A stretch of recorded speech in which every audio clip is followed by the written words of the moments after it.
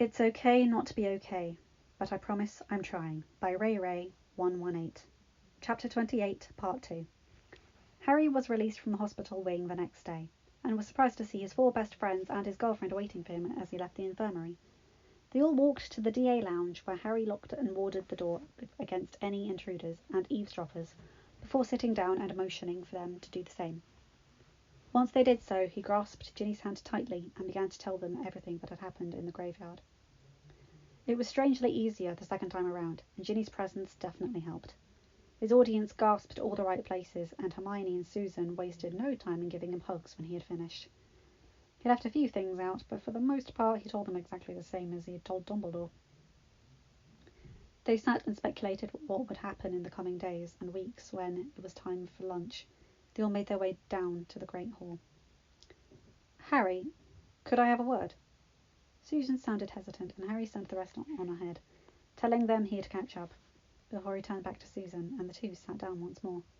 "What's up, Susan?" Susan bit her lip, looking down for a moment. "Has Sirius talked to you at all about this summer?" she asked. Harry shook his head, confused. "Why? Did he say something to you?" Susan nodded. "Aunt Amelia has written me a lot about their relationship, and we spoke a few days ago about what would happen. I think Sirius is going to propose, but Aunt Amelia wanted to make sure it would be all right with us first." Harry sat back and considered. He was happy for his godfather, and he liked Amelia. He thought they were good for each other. Amelia kept Sirius grounded, and Sirius helped Amelia become more carefree. "So, Sirius would be moving out," he said. Susan nodded, looking concerned.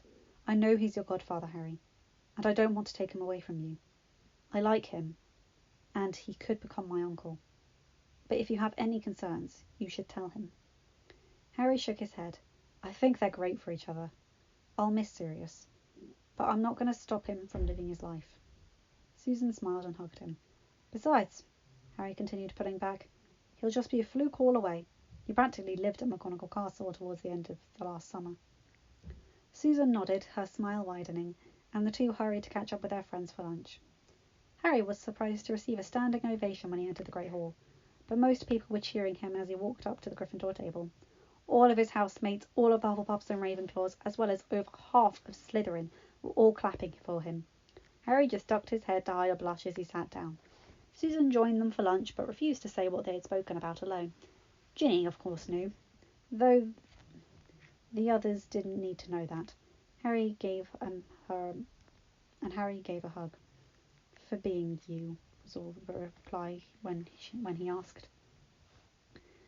The Daily Prophet the next morning was filled with the news of Crouch Junior's arrest and Crouch Senior's death.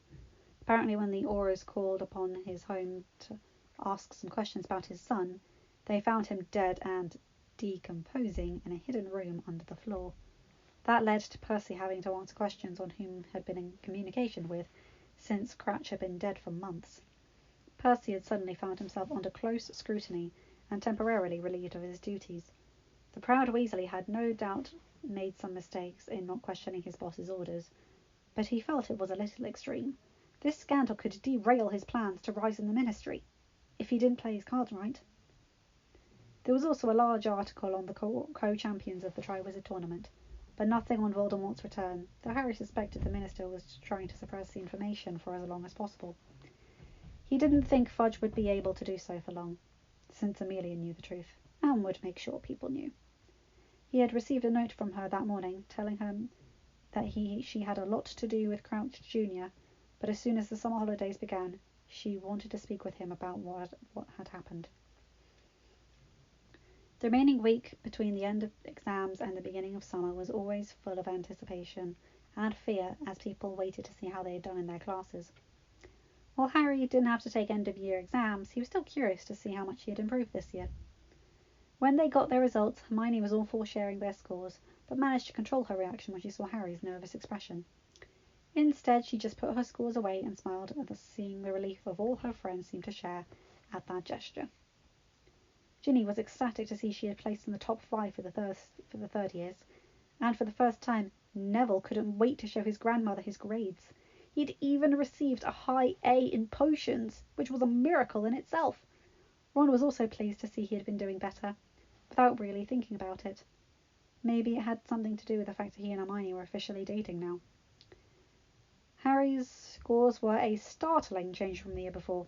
The O in defence he had expected, but he had received an O in transfiguration and charms as well. That was a surprise. He'd even received an E in potions, and considering Snape's bias, he figured that with any other professor, it would have been an O. He also received an O in arithmancy and E in herbology, ancient runes, care of magical creatures, astronomy, and history of magic. All in all, he was very happy with his scores, and knew he would be near the top of his class. Most likely he had only been beaten out by Hermione and most of the Ravenclaws. Minerva and Sirius made a point to have a rather frank conversation with Dumbledore a few days after his discussion with Harry in the hospital wing. They unfortunately left with more questions than answers, as the headmaster refused to tell them much, but the one thing they wanted to know was why Voldemort had such an interest in Harry. Dumbledore had said he didn't know, but both of Harry's guardians knew he was lying. They vowed to find out the answer to that question so they could protect their charge. There was a definite feeling of guilt surrounding the headmaster, but he hid it well. He wanted to help the child, but he didn't know any other way. The only way for Voldemort to die was for Harry to die. He wished it didn't have to be that way, but it did. So he held on to his secrets and continued to play chess with people's lives. They would all understand after Voldemort was gone for good. For the first time, Harry was actually looking forward to the summer vacation. He was going back to a family that loved him, and he would get to see his friends as much as he wanted. They all planned on spending a great deal of time at McGonagall Castle, though Susan had invited him back to her home, her aunt permitting, and Neville offered up his manor as well. Harry was very pleased with the changes that had come about since the previous summer. Neville was a good friend, and Susan was much closer than she would have been. Hermione and Ron were finally together, and he had a beautiful girl to call his own. Soon enough it was time to board the express for the trip back to London. Final farewells were passed between the Hogwarts students and the visiting schools. Fleur gave him a hug and kiss on the cheek, smiling radiantly. "I have very much enjoyed getting to know you this year, Harry." Harry returned the smile. "Me too," he replied. Fleur stepped back, turning her gaze to Ginny, who was standing right next to her boyfriend. "You take care of each other," she admonished. Both blushed and nodded, and Fleur's smile widened. "I think we will be seeing each other again soon. I have applied for a job at Gringotts." She nodded to Ginny. "Your brother was most helpful. He told me he would speak with his boss about openings in his department." Ginny beamed. She knew her oldest brother had developed a bit of a crush on the part of Ela, and she was pleased to see those feelings were returned. It was all in the way Fleur spoke about Bill. Next to her, Harry gave a mental wink and grinned. "Come on, who did a good job?" he asked silently. Ginny rolled her eyes. "All right, so they could be good together." Harry nodded, turning to look at his girlfriend as Fleur wandered back to her schoolmates. "I really think Bill sees right past the Vila charm. He genuinely likes her. I could see that clearly last week." Harry smiled. "I'm happy he's found someone, or will. We shouldn't get involved anymore, Harry. If they're meant to be, it'll work out." They ended the conversation there. She felt his agreement as the two turned to face their next visitor. Victor held out his hand to Harry, and the two shook. Victor smiled. "I was glad to get to know you, Harry. If you ever need anything, just ask." Harry almost raised an eyebrow, but held in the gesture and nodded. "Same goes to you, Victor. I'm really glad we became friends." Victor let go of Harry's hand and shook hands with Ron and Neville in turn, before giving the three girls light hugs. "You take care of each other," he practically ordered them, stepping back from Hermione. His gaze swept across the group of 6. All of them were somber now, knowing that their lives were about to get more complicated.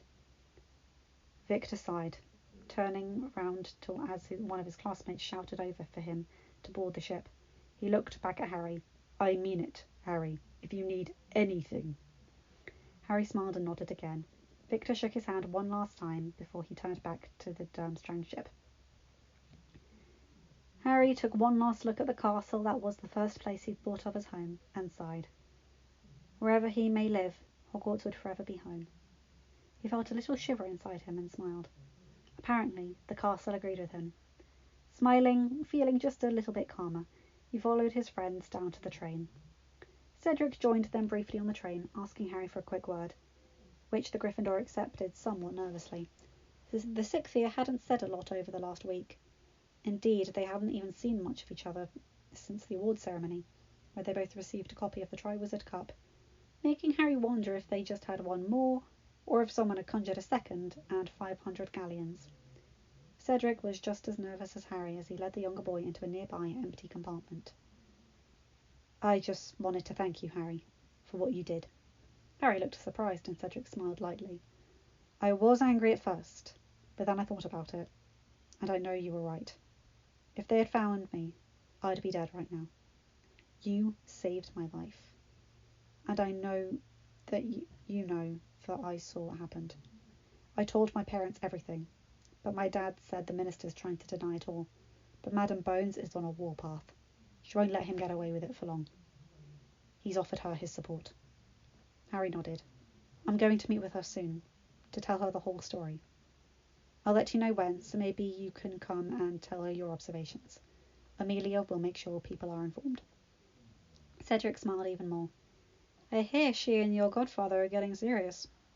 Harry blushed and nodded. "Take care of yourself, Harry. I'll certainly help Madam Bones and tell her what happened. So I'll probably see you soon." Harry nodded again. "Have a good break, Cedric." He turned back to his friends and Cedric went to find Cho. The group spent the rest of the trip discussing Dumbledore's end-of-year speech, where he had informed them of the Dark Lord's return and implored them to use caution over the summer.